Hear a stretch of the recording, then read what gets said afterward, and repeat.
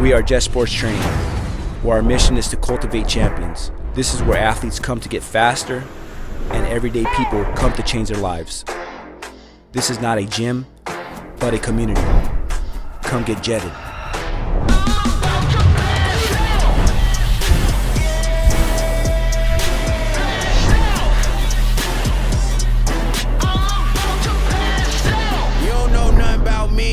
Take off in 5, 4, 3, 2, 1. Lot of y'all doubted on me. Now they like, wow, look how far you come. Legendary like all my idols, coming for it all, and I can't wait. Success just called and I got me a date, so I grab my ambitions and I'm on my way. Cross the wrong line and it's bad news. Might get burnt like a candle. We too hot to handle. World at my feet like a sandal. I only move when I plan to. Your moves could get canceled.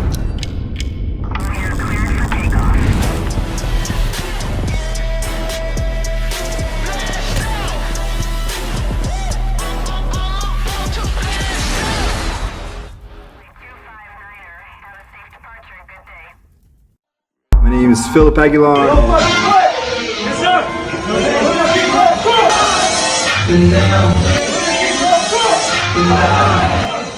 We don't fucking play. We don't fucking play.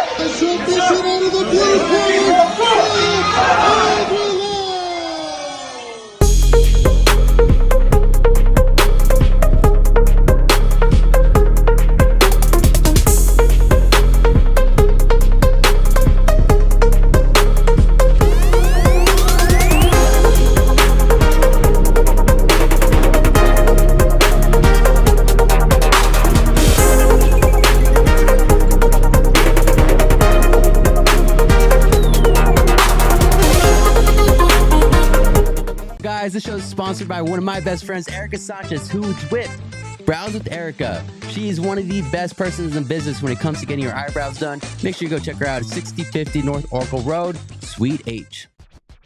Hey guys, I gotta tell you about one of the best Brazilian Jiu-Jitsu places out there, Nogales Brazilian Jiu-Jitsu. Make sure you go check them out if you're down in Nogales and say what's up to my homie Andy Behrens. What's up, guys? We're back with another episode with an absolute Tucson legend, more like Arizona legend. But I just realized you started off in Kansas, brother. So We'll get into that. Introduce yourself, man. Mike Boese, athletic trainer, Tucson High School. Been there 29 years. 29 years? Yeah. Oh, just as many state championships as the baseball team. That's right. Yes. So that's actually a cool thing because they should win 30 on your 30th year for you, bro. Well, I've actually told Mark Morris, our head baseball coach, 30 for 30 next year. Yeah. 30 for 30. So heck yeah. Borrowing from ESPN a little bit there.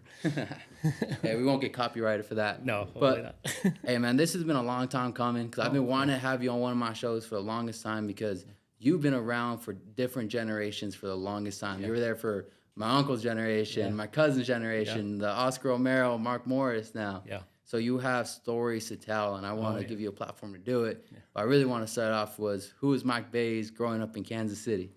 So, yeah, I grew up in Kansas. I was going to date myself here. I was born in 1961, so I'm 63 years old. 63 years young. Yeah, small. Yeah. I think being around kids keeps me young. But, yeah, I grew up in a small town north of Wichita called Newton, population about 16,000 people.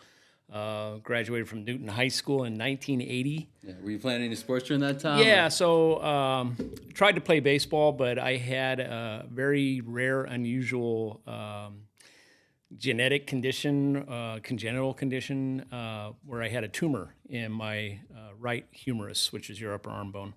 And I actually broke my arm on 3 separate occasions just throwing a baseball. Oh, shoot. And so Little League, first time it happened, we were warming up for the 8th grade Little League championships in my hometown. We were in the championship game, and I usually played right field because I had a decent arm. And the coach Mike Boese with the cannon. I used to, not anymore, not anymore. But the coach used to pregame hit fungos, and old school kind of Little League way. He would hit the ball up in the air and then yell out where to throw it to. Oh, shoot. So the ball's in mid-flight. It's kind of between me and the center fielder, right center. And I catch it, and he's just inches away from me, and I hear the coach yell third base. Well, I could usually get it there on a hop or two. So I wind up and throw it, and I just felt a pop in my right arm. In fact, a lot of people don't know this, but I have an identical twin brother. He lives in Kansas. I've known you forever, man. I've never You known probably that, never so- knew that, right? There's two ugly people on this planet that look like me. So he was playing left field, and he thought somebody shot a shotgun. It was that loud. Oh, geez. And the ball did not make it to third base. It didn't even make it out of the outfield. It just looked like a knuckleball, just barely getting through the air. So I had immense pain in my right arm, and the coach comes running out, and I thought the center fielder hit me in the arm. Okay, and he was kind of knucklehead kind of kid that would do crazy stuff like that, right? And I said, "What'd you hit me in the arm for?" And he like turned as white as a ghost and said, "I don't know what happened, but I didn't touch you." At least your best friend didn't hit you back of the head when you were pitching. No, Remember that yeah, story? yes, I remember that. Yeah. So anyway, the coach came out and he said, "What happened?" And I told him, and he said, "Sounds like you threw your arm out." He didn't know anything about athletic injuries, but he actually did the right thing. He borrowed some belts from some of the kids and strung a baseball bat to my arm, and they took me into the emergency room. Had an X-ray, and I had a spiral fracture in my right humerus, and that's where they saw that I had a hollow area in my bone, and it made that bone structurally weak. So Wait, how old are you during this time? 8th grade, so 14, 13, 14 years old. So anyway, the orthopedic doctor puts me in a cast, and he says, this looks like a bone cyst. You were probably born with it. That's what made your arm break. I mean, not very many people break their arm just throwing a baseball. So he said, this is pretty rare, but we'll cast you up here and take an X-ray in 6 weeks, and maybe now that you broke it, maybe that little hollow area will fill in since the fracture will promote some bone growth. And so 6 weeks later, it takes cast off, does the X-rays, the hole's still there. And so he started talking about, well, you probably shouldn't be throwing baseball anymore, or if you do, we ought to think about doing a surgery, and I'm like, yeah. So I was stubborn. Yeah, kept playing, right? So I did not play freshman baseball at the high school level, but by that summer, my arm was feeling good, and so I tried out for American Legion. And at tryouts, I broke my arm just throwing a ball in on a fungo. Oh, shoot. And so I roll in and tell the coach, and he almost faints. And then he straps a clipboard to my arm, take me in, sure enough, fractures the arm again. The hole's still there. And so I just didn't play baseball in high school, even though I loved the sport. I ran track instead. And played a little basketball too. We actually won the state championship. Mike Boese, the baller. No. We won the state championship my junior year. I was quasi on the team, but I didn't play. I mean, we had a talented group of seniors. I had one of my classmates who was very good, who was on that team. But we had an unbelievable player by the name of Dave Peeler who ended up playing at SMU. And we won the state championship, but I didn't see any time. So hey, still got that ring though. So so anyway. I didn't play anymore, and I still baseball and softball were always such a big thing in my family. My dad had 6 brothers and 3 sisters. How many of them played baseball? Big family, and every Sunday after church, we would gather at a little park and play softball. Uncles versus uncles, aunts versus aunts, that's co-ed. awesome. It was great. And so I loved that so much, and I had never broken my arm, and this is kind of juvenile thinking, but I didn't know any better. I had never broken my arm throwing a softball, so I thought, I can still throw a softball. Well, sure enough, I'm just screwing around with the family, gunning out, my younger brother at first base from the shortstop position, and snap, does it again. So go in, the doctor says, yeah, I told you not to throw anymore. Yeah. And so we're athletes, man. Doctors don't know everything. Oh yeah, right. So he says, you really ought to think about doing this surgery. And the surgery is basically a bone graft where they take scrape bone off of usually your iliac crest, which is off your pelvis, and they use those bone shavings to kind of fill that in. And I said, look, it's my senior year. That happened right before the start of my senior year in high school. I said, I promise I won't throw a ball anymore, right? And so I made it through my senior year. I made it through 4 years of college playing softball, but for like dorm room teams and stuff like that, just recreational. Yeah. But I think I had finally gotten smart about how not to break my arm throwing a ball, which is basically I'm playing second base and I'm just flipping the ball. Shortest throw possible. I'm shortest throw possible. I'm flipping the ball kind of from down here, sidearm. Yeah. And so, with that, where did you go to college and what were you studying? So I went to Emporia State University. Okay, and I got bad memories there from losing a series. But yeah. So Emporia State, and I did not even know what an athletic trainer was when we didn't have one at my high school. Okay. And so what did you go into study for then? So I was interested. I love sports, and I loved. I was kind of interested in the human body, probably because of my injury, and so I figured I'd study physical education and health. And so, fortunately, we had a very good fundamentals of teaching physical education instructor, which is what you take your freshman year if you're going to be a PE major. And she would bring a guest speaker, every Friday for the first semester, talking about careers that were related to physical education. So she brought in like a coach, which is what a lot of PE teachers do, right? Most PE teachers coach.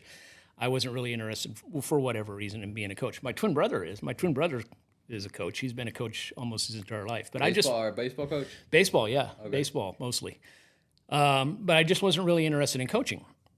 So she brought in a coach. She brought in a sports psychologist. She brought in a kinesiologist. She brought in an exercise physiologist.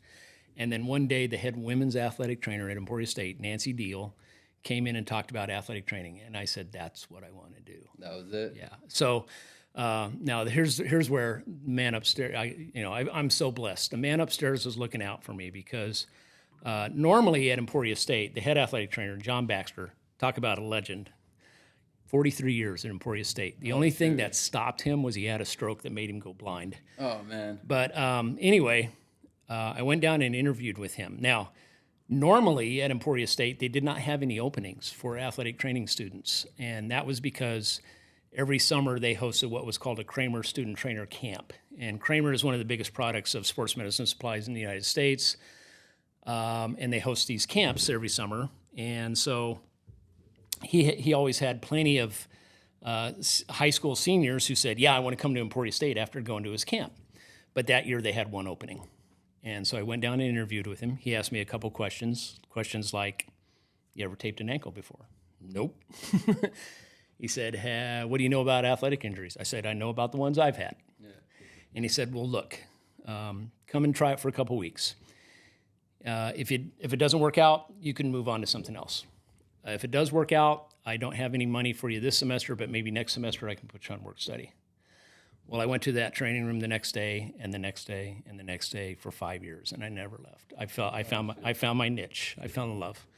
So So then about my junior year, he took me aside and said, "Look, have you thought about grad school?" And I go, "I don't know. I'm kind of just interested to get out and start working." He said, "Look, your grades are good. You need to go to grad school." So Nancy Deal, the one that had talked about athletic training in my PE class that got me interested in it, had gone to the U of A. And so I talked to her, and she said it's the best program in the United States. At that time, there were only 10 colleges in the United States that offered a master's degree, athletic training degree. So it's the only one I applied to, and I got accepted. So I moved out. That's what started the journey right there. That's what started the journey. So I moved out, moved from Kansas to Tucson in 1985 to start working on my master's at the University of Arizona. So that leads to Tucson High. Was there any steps before that, or tell us what happened after you finished grad school? So during grad school at the University of Arizona program, Gary Delforge was the program director, another legend. He had a intergovernmental agreement with TUSD, Amphi, Flowing Wells, that all of the grad students that were getting their master's degree in athletic training would filter out to those high schools and be their athletic trainer. So I got assigned to Tucson High. So I was at Tucson High from 1985 to 1987. They were smart back then. They always put two of us at Tucson High. So the first year I was at Tucson High from 85 to 86 because it was a 2-year master's degree program. I was with Marcel Bachelier, who great guy, played baseball at the U of A, and then wanted to get into athletic training. Wait, so let me just back this up. Yeah. So your first year was 1985. 1985 as a grad student. So that's crazy because that was my dad's senior year. Yeah, so. right. So, and then the second year, Mindy Milden came into the program because Dr.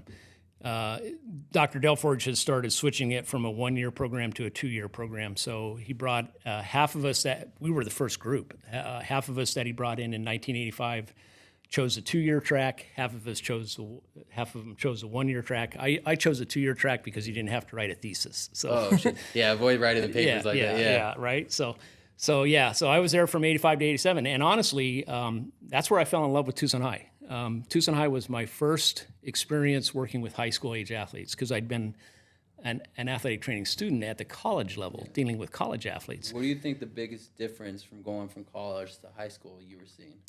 As an athletic trainer, Yeah. or just the amount of coverage, So at Emporia State, small NAIA school at the time I was there. Now they're NCAA D2, but when I was there, we had about 6,000 students. We had 2 certified athletic trainers.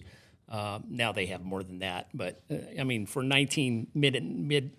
early 80s, that's pretty good. Yeah. And then a lot of athletic training students. So just the amount of coverage that is available at the college level in terms of athletic trainer to student athlete ratio. Yeah. So, I've been at Tucson High pretty much by myself except for a few years. We've got a student population of 3,000, and we've got more athletes than any other high school in Southern Arizona, and it's just me. Yeah. So it's kind of a crazy. But you always get the ratio. Job done, man. I've never seen someone wraps the ankle so fast. So kind of what we talked about before. Yeah. You left Tucson for a little bit. Yeah. So I would have stayed, but I couldn't because there wasn't a job. Somebody else was coming into that University of Arizona athletic training master's degree program and was going to get assigned to Tucson High. So I had to look for a job in the real world. So after living here for 2 years, it's like, I like it here. I'm not moving back to Kansas. Yeah.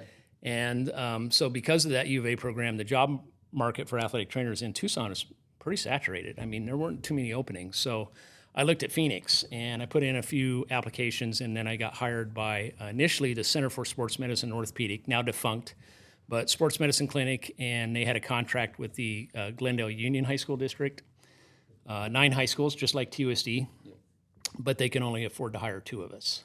So crazy. Oh, so wait, so you were working 9 high schools for 2 trainers? Yes. Oh my goodness. So myself and Barry Smith, who was one of my classmates actually at U of A, got hired at the same time, and we decided we'd split up the Glendale district. So I took 4 high schools: Thunderbird, Washington, Sunny Slope, and how would you split up the days? Because that's so you try to go to 2 high schools a day. So we would do a schedule for the coaches. Say, hey, I'm going to be at Washington from like 3 to 5, and then I'm going to be at Thunderbird from 5 to 7. But inevitably, what would happen is right at 4:45, you're like, I got to get going over to Thunderbird, and then some athletes would come up to you and say, hey, you weren't here yesterday, and this happened. Can you take a look at it? And so now you're late getting over to your next high school. Plus, what happens at 5 o'clock in Phoenix? Rush hour traffic, right? So now you're like, I turned into a type A personality, almost like, get out of my way. I got to get to my next high school, right? It was a nightmare job, but I felt very inadequate in what I did. I know I helped a few kids, but I was really looking to get out of that situation and get into where I had sole responsibility for one high school. So fortunately, I had met the athletic trainer from Cactus High School. One of my schools had played him in football in the fall, and that's why I met him. And then later in the spring, I think it was Cortez High School, made it to the baseball state playoffs and played Cactus, and he was there and I was there, and he said, hey, remember me? And I go, yeah. And he said, hey, I just give you a heads up. My wife wants to move back to Chicago. I'm leaving Cactus here at the end of the school year. The job's going to be open. Oh, shoot. So I applied and got the job at Cactus. I was there for 8 years. So from 88 to 95, I was at Cactus. Yeah, so for 8 years. So what starts happening to lead you back to your home, Tucson? Well, so what happened was the University of Arizona decided to get rid of the athletic training master's degree program. And, I'm sure it was some bean counter at the U of A. They were going through a bit of a financial crisis, and they looked at that program and said, there's only 20 students in this program. That's not cost effective. Yeah. So they decided to cut the program. Fortunately, we had a very proactive interscholastics director in TUSD, Sheila Bays. No relation. No relation. Spelled different. So not a lot of people have that name, Bays. Don't accuse her of nepotism. So my last name's Boese. Her last name is Baize. So anyway, she went to the school board and said, look, we have had athletic trainers through the U of A for over 20 years. We've set a precedent. we can no longer get athletic trainers through the U of A. We need to hire our own. And so she convinced them to not only create an athletic trainer position for each high school in the 2USD, but also to attract the best qualified candidates, master's degree, and the contract structure was fantastic. So at Cactus, I taught 5 classes a day, plus did the athletic training. So you're talking about being on campus. They start school at 7:40. You're talking about being on campus by about 7:15, not getting home until about 9 o'clock at night, 10 o'clock at night, because that's the life of an athletic trainer. So I pretty much missed my oldest kids growing up. My wife has pretty much been a single parent my entire career anyway. But I come to Tucson High and get more money for not even having to teach. Yeah. So the contract is... that's a no-brainer right there. So at Cactus, the athletic training contract was just a stipend. We were basically getting like an assistant coach's stipend for 3 seasons. It came out to about $7,500. Oh. And then you made the bulk of your money off of teaching. Whereas at Tucson High, you get a full teacher's contract just for doing the athletic training. And then I said, hey, I'd like to teach too. And they said, sure, you can teach 2 classes. So then you get a fifth of your contract for each class. So done pretty well financially, since it was a smart move. Best move for me and my family, and I always wanted to come back to Tucson High. Like I said, I fell in love with Tucson High when I was there as a grad student, and it was a perfect opportunity to come back, and I've been there ever since, 29 years. That's incredible, man. Like, I remember just being at Tucson, everyone knew who you were. Like, you were the legend because you've been there so long, and being there so long, you've had a lot of opportunity to see a lot of greatness at Tucson High. Oh, yeah. So what do you think your number one memory of a team, it could be football, baseball. Yeah. What's your favorite team you've had throughout your 29 years at Tucson High? Oh, gosh, there's been so many, but probably some of the baseball teams that made those great runs. We had 2 great runs where we made it to the state championship game and then came up short. But people don't understand how hard it is to win a state championship. And there's an old saying, sometimes it's better to be lucky than good. There's some luck involved. Well, you look back at my freshman year, we had both teams had 5 errors. Yes. One of the homies got hit up with that Mississippi play where they're diving. Oh, yeah. And it's just luck at that point. A lot of times it is. So, but those, I just have very fond memories of those great runs we made coming sometimes through the losers bracket, and traveling to, I remember Tommy Williamson's senior year. We had to go to Yuma. We stayed the night, had to go to Phoenix, stayed the night. I mean, we were on the road, and having to win day after day after day after day, and then actually making it to the state championship game against a very unbelievable, talented CDO team that I think 4 or 5 of those kids made it to the major leagues. Oh, shoot. So, yeah. I mean, CDO has kind of gotten the best of us. Yeah. Yeah, we don't need to go into that. No, I have seen some. One of my favorite memories though is we used to do region playoffs and championships, and there was a game we're playing CDO at Cherry Field, and they had again unbelievable talented team. What year is this? Oh gosh. Yeah, you shouldn't ask me that question because my career is a blur, but I want to say maybe early 90s. Okay. And so this kid comes up, and just a huge hulking kid. I wish I could remember his name, but he hits this shot, and it looks like it's a no-doubter. Like, CDO fans are cheering, and I'm announcing because I do that for our games, and I'm thinking, yeah, this game's over. That ball's out of here. And we had an outfielder, Rudy Urias. Unfortunately, I think passed away not too long ago, but great guy. One of the fastest, best outfielders I've ever seen at Tucson High, save for one, and we'll talk about him later, I'm sure. But he makes a catch, and the CDO fans don't even realize that he's caught the ball until he comes running in, holding the ball up in the air. And I swear there are still some CDO fans to this day who think he had a ball in his pocket. That because he thought there's just no way he caught that ball, but he reaches over the fence, comes back with the ball, and I get on the mic and say, well, for CDO in the bottom of the 9th, no runs, no hits, no errors, and we went extras, and what what a great memory that was. Yeah. So super play by that kid. That's awesome. Yeah. So you've been around all the sports, but you've really been known in the baseball community. Yeah. And with that, you've had the chance to develop a relationship with players. Yeah. More, I think we both know you had a huge impact of all the stuff we were able to do with the Chris Moon statue, the tournament. Yeah. Talk about what developed that relationship, because you were the main guy. Yeah. Fighting for that statue. Yeah. Doing all these things right. Kind of talk about maybe the first day you met him. Yeah. So, gosh, it's kind of hard to remember. I think his freshman year he played football, and I think he only played football his freshman year and then again his senior year because he was kind of focusing on baseball. Those other 2 years he played golf, but his freshman year he hurt his knee and minor injury, medial collateral ligament sprain. And that's where I first met him, and I first met his mom and dad. And I said, "Look, he's okay." And Shout out to Marcia. Yes, shout out to Marcia. So she was, I think, very concerned that it was going to affect his baseball career. I said, "No, this is a minor injury. He's going to be fine." And sure enough, within like 10 days, he was good, right? But I think that's the first time I ever met him. But and then over the years, just gosh, I feel so blessed. It's kind of like. I saw 30 for 30 on Bo Jackson the other day, and I was like, God, I'm so lucky that I got to see him play. Well, I feel the same way about Chris Moon. I feel privileged that I got to see him play because by far, best high school baseball player I ever saw. I mean, talk about his, in baseball, they talk about 5 tools, HARP, hit, arm, run, power, field. He had all 5. Yeah. He threw 90 miles an hour, pitched, played center field, just like Rudy Urias, could run down any ball out in the outfield. Just an amazing player. But the thing that struck me the most about him was his character.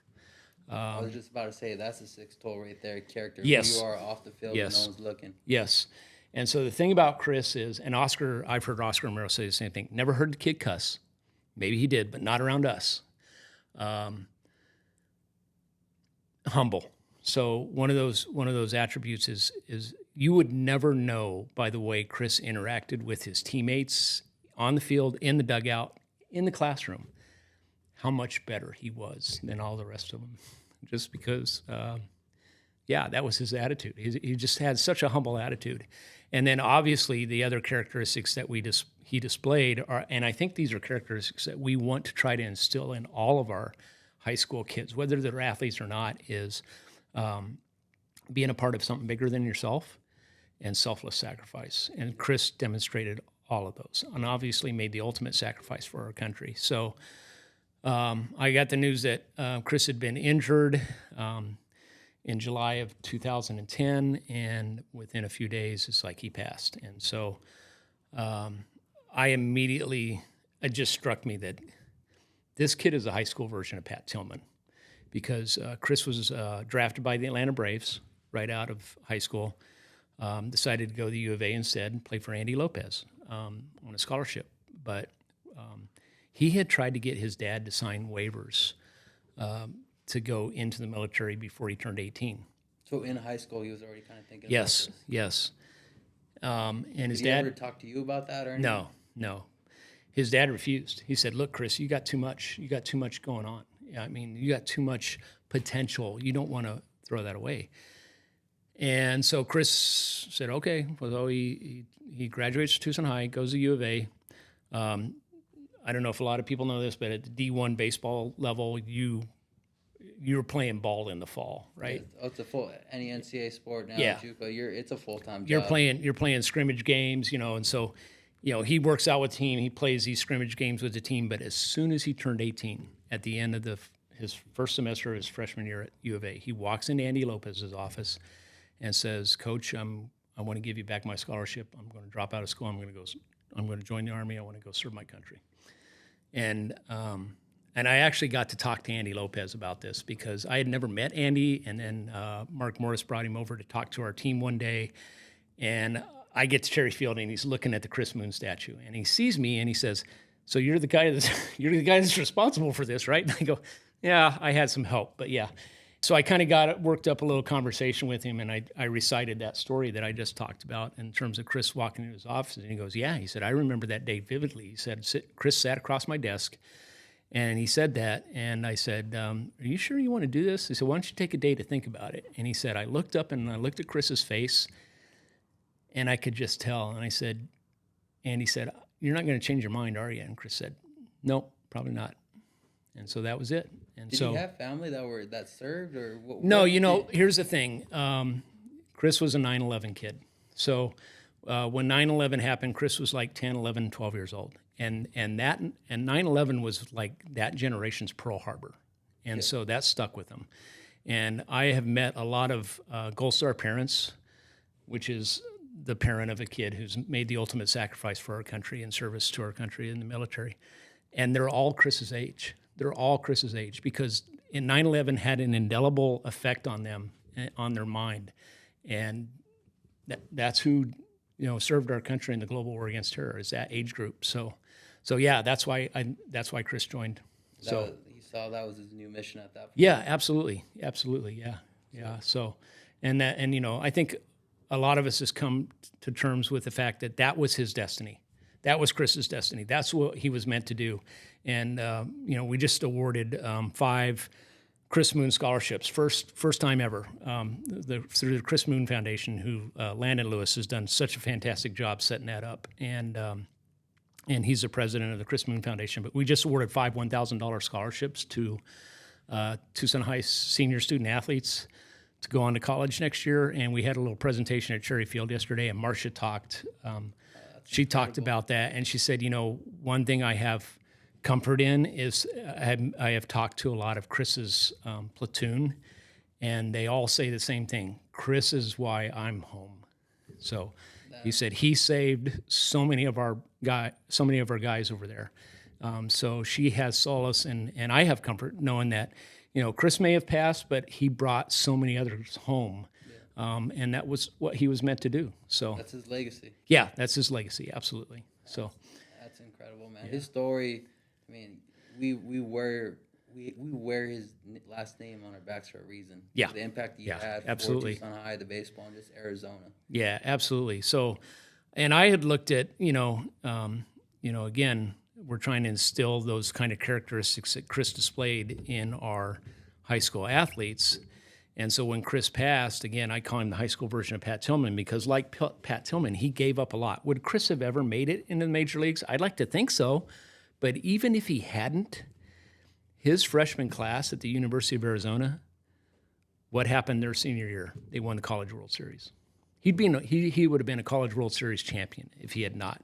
But he sacrificed all that to go serve. That was his World Series, though. Yeah, absolutely. Absolutely. So now that happens, you develop this mission. Yeah. Talk us about what was going through your head and what were the steps that you took to make sure that Chris Moon was always recognized? Because I remember when it was happening, you came up with this idea pretty quick. Yeah. So my wife will tell you, I was at Chris's funeral, and it's well attended. Like, I want to say 3,000 people. And I'm turned to my wife and say, I need to go talk to Oscar before he speaks, because Oscar was going to speak at Chris's funeral. I said, if we could get $10 from everybody here, we could find a statue for him. And my wife is like, that's probably not the right environment for so it. That was the first day you thought about it? Oh, yeah, right away. And it's like, because I just knew, I said, this kid needs to be honored. And for 2 reasons. One is for his sacrifice. And, Marcia likes to say, we were just honored enough that, we changed the name of the tournament from the Cactus Classic to the Chris Moon Memorial. We would have been just happy with that. But I'm like, no, that's not enough. And one of the reasons I realized that is because we have a name on our scoreboard at Cherry Field, and nobody knows who that guy was, right? And I had to actually look it up. He was a Tucson High baseball player who got a little upset at his parents one night, got in his motorcycle in the rain and crashed and died. So, Tim Westfall, it says in memory of Tim Westfall. And so if you just name something for a kid, nobody's going to know who he was. So I looked at what ASU and the Arizona Cardinals did to honor Pat Tillman. And what they did is they put up a life-size statue of Pat Tillman. And I said, that's what we need to do for Chris, because that way people will have a visual image of him and know who he was. And maybe it'll encourage him to, do a little research and find out more about him. That's the cool thing. 'Cause I'm getting chills a little bit even talking about Yeah. this. When I was coaching at Marana JV team, they were asking me who Chris Moon was. Yeah. Because just the name of the tournament, and Yeah. then they know, like, Yeah. having a statue of yourself as a kid, like, that's incredible. Yeah. Yeah. So they knew who he was, and that was your mission right there. Yeah. So, and I knew we needed to tell his story. And to me, his story needed to be in two parts. One, who he was at Tucson High. And despite all the other sports, he played golf and football. He was a baseball player, right? Yeah. So we needed to tell a story of who he was as a Tucson High baseball player, but also who he was as a United States soldier. So I kind of, my daughter is a pretty good artist. And so I said, hey, I have this image of kind of what I would like this statue to look like. And so on one side, he's a Tucson High baseball player, and on the other side, he's a soldier. So maybe we blend a military helmet on one side into a baseball helmet on the opposite side. Maybe he's holding a bat this way, but it is a rifle on the other side, right?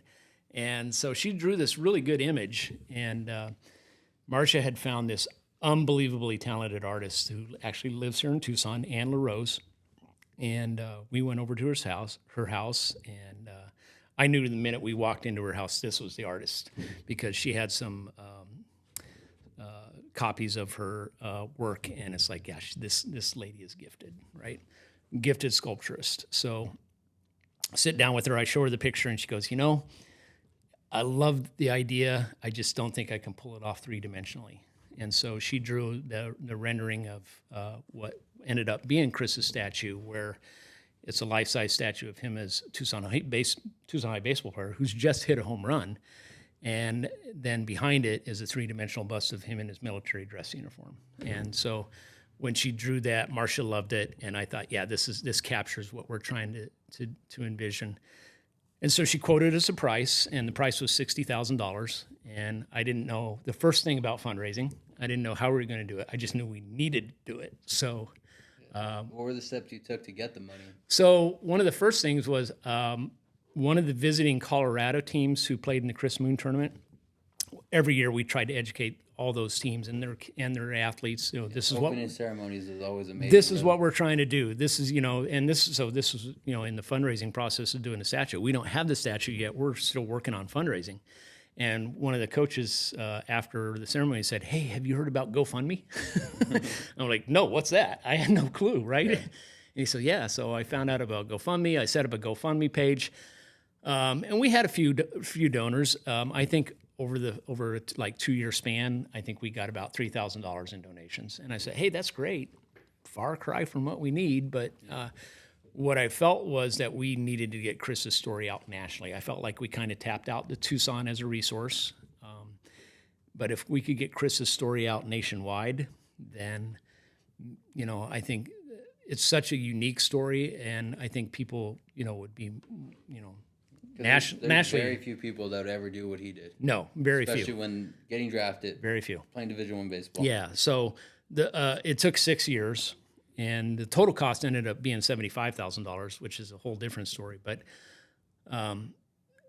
I get more credit than I deserve. Did I spearhead it? Yes. Did I take no for an answer? No. Was there ever a point where you just were stuff? No, there was some people. I mean, and not to do any disparaging remarks on Oscar Merrill. I love Oscar, and Oscar came to me one day, and they'd just come back from Brophy, and he said, "Hey, Brophy has this memorial to like 2 or 3 fallen soldiers, and it's a baseball, and they got their names on it." And he goes, "Maybe we could do something like that. It'd be a lot cheaper." And I'm like, "Nope, Heck nope, no. nope. It's got to be It's got to be Chris. Yeah. It's got to be Chris. It's got to look like him. It's got to be him." So, I get a call one day. We're like in year 2 of our fundraising. GoFundMe's kind of tapped out, and Marcia Moon says, "Hey, I met this guy. I think he can help us with our fundraising for Chris's statue." I said, "Cool. What's his name?" She says, "His name's Mike Boese." I said, "Okay." She says, "I'm going to give you his number. Just to warn you, you'll probably call him and get his voicemail because he's a little busy right now." Wait, is that the basketball player? No. Okay. So I'll tell you who Mike Boese is here in a second. And I said, "Oh, what's he doing?" And she says, well, he's hiking across the United States. I said, what? He's doing what? He goes, yeah, that's how, she says, yeah, that's how I met him. He's hiking from San Diego to Baltimore, and he hiked through Tucson, and I found out about it, and I hiked with him for a couple miles and talked about Chris and what you're trying to do to honor him. And I said, okay. I said, I'll call him. So I call him, and sure enough, I get his voicemail. He calls me back 2 days later. He's still on the hike. He's at this point somewhere in Louisiana. I can hear semis zipping by him on the freeway as he's talking to me. And he says, yeah, Mike, it's Mike Boese. I know all about what you're trying to do to honor Chris Moon. That's why I'm doing this hike. He said, we just started a 501c3 called Legacies Alive. I'm doing this to trying to make awareness of who we are, and Legacies Alive is dedicated to helping families and friends of fallen soldiers erect memorials for them and to take care of Gold Star families. And I almost started crying on the phone because I had looked on the internet for an organization that could help us financially with what we're trying to do for the fundraising. And what you find is a lot of organizations that are dedicated to helping wounded soldiers. Wounded Warrior Project, Gary Sinise Foundation, absolutely wonderful agencies, but they are not geared to erecting memorials for fallen soldiers. That are geared for helping wounded soldiers, which is absolutely necessary. So he says, I'm going to send you a check. You send me a check for $3,000. We created a Chris Moon memorial fund. I gave it to Marcia. We put it in the bank. And so over those next 6 years, Legacies Alive they donate 3,000 here, 5,000 here. Thing, man, just seeing that, just like Marcia meeting him when he's unbelievable. Across the country. So who is Mike Boese? So I invited Mike to come to a Chris Moon baseball tournament, and this is like after he'd done the hike. And so he comes the next spring, and he sits next to me and runs the scoreboard while I'm announcing. And I think we're both kind of filling each other out because I'm thinking this guy's too good to be true.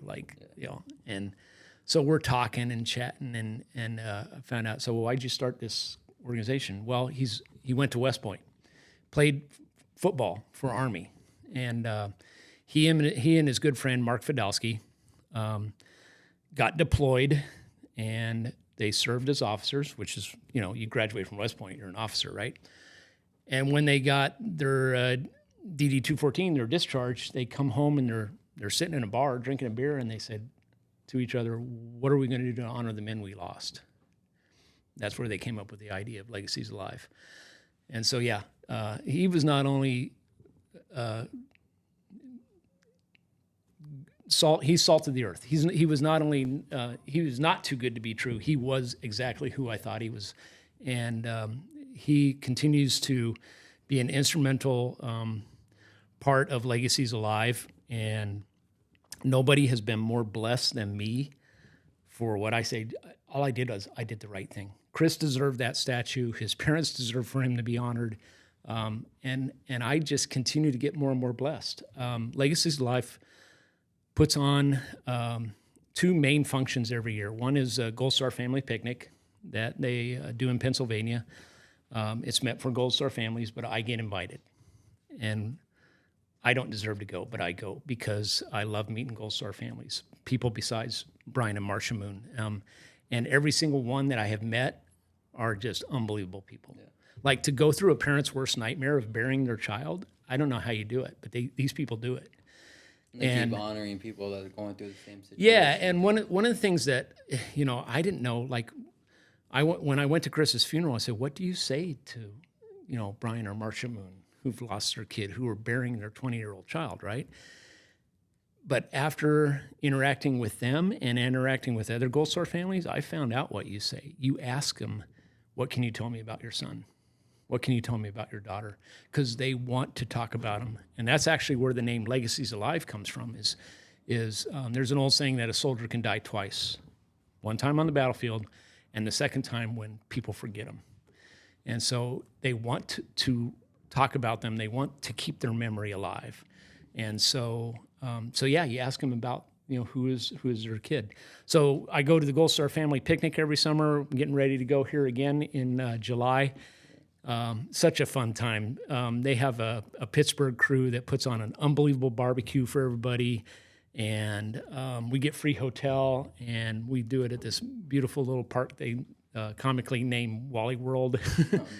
Play softball. We play. Oh, it's just such a good time. Yeah. And then the other thing, and it's even bigger, is the Army-Navy game. So I got an invitation through email from Legacies Alive way back in, I think, 2020, before that, 2018, saying, hey, we'd like to invite you to the Army-Navy game. That's awesome. And I'm like, what? And they go, yeah. Basically, we got tickets to the game for you. We got free tailgate for you, and we're going to put you up in a hotel for free. All you got to do is buy a plane ticket. So I go home and I say, hey, babe, I guess I'm going to the Army-Navy game. And so I flew to that first one in Baltimore, and it hit me about halfway there on the plane. It's like, this is like a bucket list thing, right? I never thought I'd want to go to the Army-Navy game, but now that I'm going, this is like a bucket list thing. Yeah. I've been 8 times to the Army-Navy game. You go every year? And after the first year, I got scolded because the first question I got at the tailgate is, where's your wife? And I go I didn't know she was invited. And they're like, no, Legacies Live has a +1 policy. You should have brought your wife. So next year, bring your wife. So I brought either my wife or my daughter or both. And my daughter was one of Chris's classmates, and she took his death really hard, but she has helped me honor his legacy more than anybody else because I know the stories about her drawing that drawing that memorial for the Chris Moon tournament every year. Yes, so she helps me paint the grass behind home plate every year. We do a different design every year. This last year we did the Honor and Remember flag with Chris's name in it behind home plate. I don't know what other dad could say that their daughter helps them paint grass sometimes until 2:00 in the morning. Yeah. So she's special, and so Legacies Live has kind of adopted her. In fact, I'm chopped liver now because my daughter has such an unbelievable personality. They love her. Awesome. It's tremendous, and so I've been so blessed with that. Legacies Live, just an incredible organization. So we couldn't have done it without them. But one more crazy story, if you got time. Oh, absolutely. So the artist had drawn this rendering of the Chris Moon statue, and I'll get goosebumps telling this story. But she had drawn a wall with Chris's 3-dimensional bust of him in his military dress uniform with the American flag draped over him. That was behind the statue. And when she quoted us the price of $60,000, I think Marcia and I both thought, we don't know how we're going to do it, but we'll try to raise $60,000. And then her husband, Bruce, is kind of her agent, and said, well, we can take $20,000 installments. I said, that helps, but we'll figure it out, right?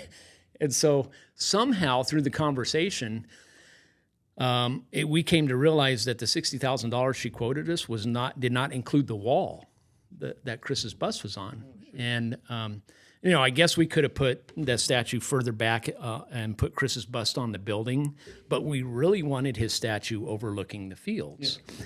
And so I talked to Anne LaRose, the artist, and I said, so what do you envision the wall being? Because, she had said, the $60,000 is just for the bronze pieces. It's for the statue and it's for the 3-dimensional bust. You got to do the wall yourself. And I said, what do you envision that wall being? And she said, I think granite would be nice. And I'm like thinking to myself, where am I going to find a piece of granite that size, right? Because Chris was like 6'1". Yeah. The wall has to be bigger than him. And so I didn't know what we were going to do. I looked at, could we just do it out of cinder block? But that wouldn't look nice. Could we do it out of an aluminum frame and then clad it with some kind of, but so again, man upstairs, right? So I'm an online auction junkie. Just ask my wife. I love looking for deals online on online auctions. So I'm perusing this auction site one night, and it's a consignment auction for a defense contractor. And I think that's what drew my attention. Ooh, defense contractor. I can find some military stuff here because I'm always been into military stuff after Chris passed. And so I'm looking through it, and there's this gigantic block of granite. And so I go, hey, that might be it. That might be it, right? And so it's in Phoenix, right? Chandler, it's a place called Armor Works. And so, and what it was a test bed. So you know what CAD is? Yeah. Computer design. So this is before CAD, right? So ArmorWorks would have a defense contract with the Army, and they basically built like armor plating for Humvees and stuff like that. So they'd get the specs from the Army, and then this big piece of granite had a sign on it that said it was milled to within 0.00001 millimeters of perfection, right? And so it had these holes with threaded threads in them on the back side of it. And so what they would do is they'd build a piece of armor plating, and then they'd bolt it to the granite, and then they'd take measurements to see, hey, did we get this angle right? Is this the right, whatever. And so then CAD came along. It's like, well, we don't need this anymore. So that's why they put it on auction. So they had a preview day. So my wife and I drive up to Chandler, had to be escorted onto the premises because they're a defense contractor. Yeah. So they said, what are you here to see? Okay, we're going to take you right there. They allowed us to take pictures, but only of what we were looking at. So I take some pictures of the granite. I send them to Marcia. And I said, this is a huge piece of granite. I think, this could work for us. And she texted me back and said, I trust your judgment. You're like, yeah, go for it. So that night, the auction's happening, right? And I'm like, I don't know what to bid for this thing, right? And of course, we got to figure out how to get it shipped down from Chandler to Tucson, right? Yeah. So I had called a crane company and gave them the dimensions. It was 2 foot wide, 6 feet wide, 2 foot thick, and 12 feet tall. And that's big. So yeah, it's huge. It's a huge giant slab of granite. And the crane company's like, well, how much does it weigh? And I said, I got no idea, but it's granite. So if I give you the dimensions, that kind of help. So they estimated a weight of 12,000 pounds. They quoted me a price. It was like $1,000. So I call Marcia and I say, hey, before I bid on this, it's going to cost us about $1,000 to get it down. She goes, yeah, we got the money. We got the money in the Chris Moon account. I said, okay. So I go on the auction that night and I put in a bid of $300. I won it for $260. Oh, shoot. Yes. So unbelievable, right? So we get it craned down here. And by the way, it weighed more than 12,000 pounds. It weighed 17,000 pounds. We actually it cost us $3,000 to ship it down because the $1,000 they quoted me was for a flatbed that had a crane on it, connected to it. Yeah. And then my wife and I actually went up to watch it get loaded, and it lifted it up and it just hung in the air for like half an hour. And I turned to my wife and go, something's wrong. And sure enough, I get a call from the crane company going, yeah, we underestimated the weight of that granite. It's 17,000 pounds. Our truck's only rated to carry 15,000 pounds. We're going to have to put this on a semi-flatbed and get it down to Tucson, and then you're going to have to hire a crane company in Tucson to get it off. Oh, so that's why it cost $3,000. Yeah. But one day we get it all installed, right? And it was rough because it had been moved around their yard a lot, and so it had some chipped edges. So we hired a granite company to come out, granite specialists to come out and do like a chiseled edge effect on all of it, right? So I get out there one day, and it had just got put into the hole, and so it's about 2 feet thick down into the underneath the concrete. So 10 feet high now, but still plenty high. And the guy's on there doing a little chisel work on the edges, and he sees me, and we had talked before, and he said, so what'd you pay for this? And I told him $260, and he just shook his head. He said, this is over $10,000 worth of granite. He said, I cannot believe you got it for $260. So, yeah, tell me that wasn't the man upstairs saying, yeah. Yeah. And then one last crazy thing is I almost didn't bid on it because of the holes in the back. They had the threaded holes, and I was like, well, that's going to look ugly.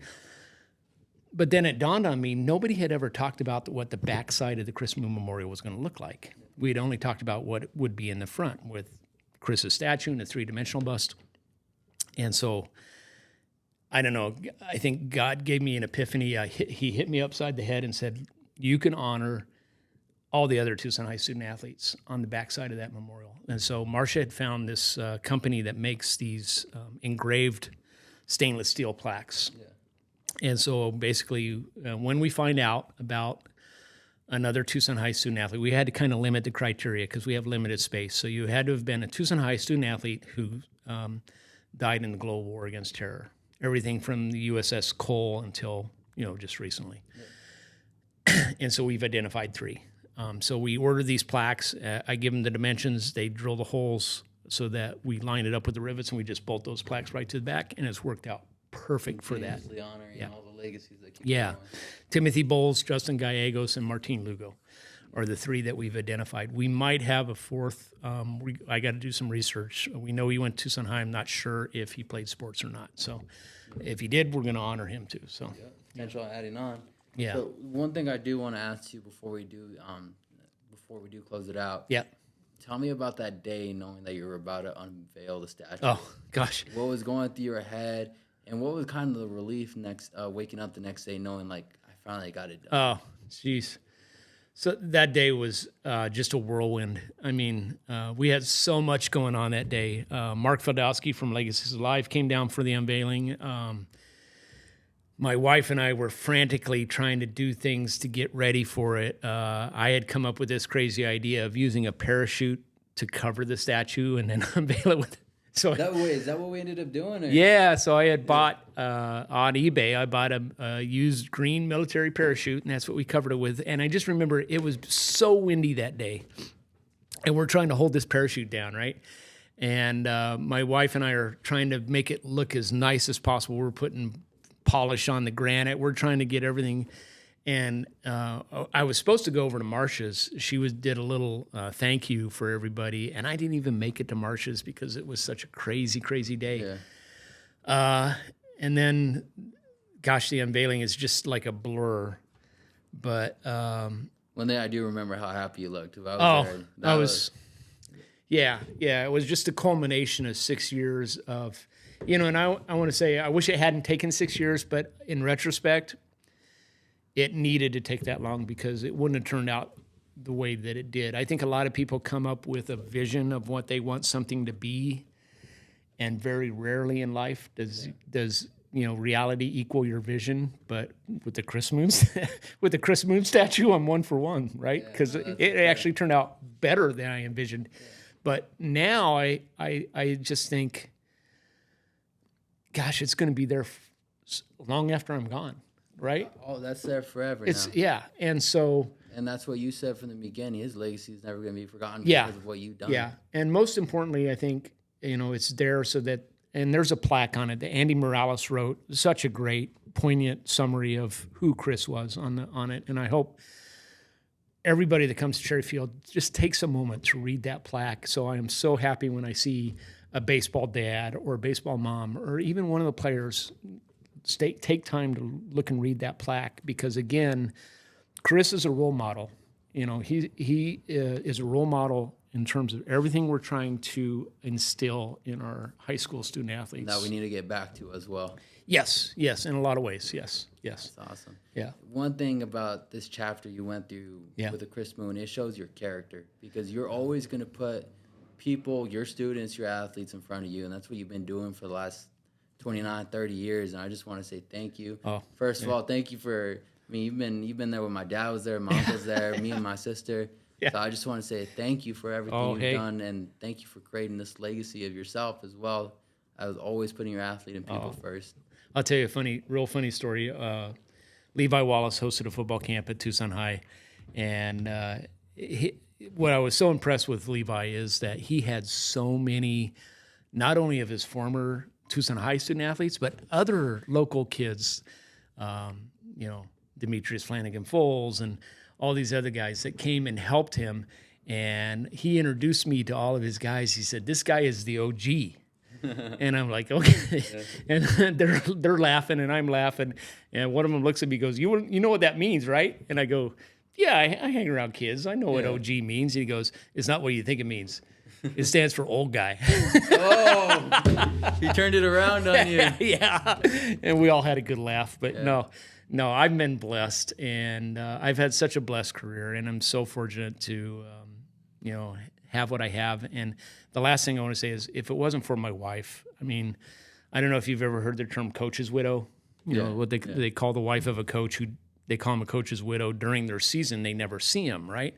My wife's an athletic trainer widow. That's 3 times worse, because I'm there every season. For all the sports. All the sports, right? So she's put up with my career for almost 40 years. And that's why I'm going to be retiring after next year, because it's her turn. I could do what I do for 10 more years and be happy. Yeah. but that would be very selfish. My wife wants to move to South Carolina. That's where our only grandchild is. It's her turn. It's her turn. So that's, so next year's going to be it for me. So I've been blessed. Yeah, we need to get a statue of you at Tucson. No, I don't know about that. Honor everything you've done. Like I said, I appreciate everything you've done for Tucson High, you're for welcome. Tucson. Thank you for being on the show. Finally got you on. Yeah, thanks. Thank you for everything, Mr. Boese. Oh, you're welcome, Ro. Awesome. I appreciate it. Well, happy Memorial Day, guys. Thank you for anyone that served. Be proud to be American. Be proud to honor the people that served before us. Thank you, guys. Thank you. Awesome, man. Thank you. Absolutely. Awesome. Dude, you're